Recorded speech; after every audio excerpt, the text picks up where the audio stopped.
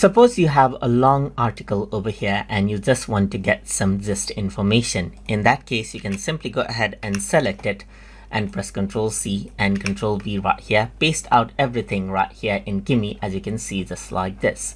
So once you go ahead and do that, let me just go right around onto the end, and I'm simply going to go ahead and add in summarize the content of this article in five sentences right here.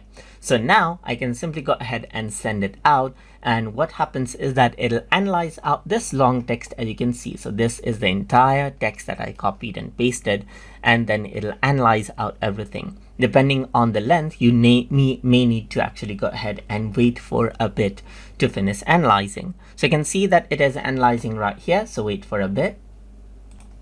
And then this is what you have. As you can see, the World Wide Web is an information system that enables content sharing over internet. So you can see that this is what you have. So I'm just going to go around and say I want it in 5 points right here, just like this. So if I were to go ahead and do that, then it'll give it me the gist in 5 points. So you can see that it is loading right here.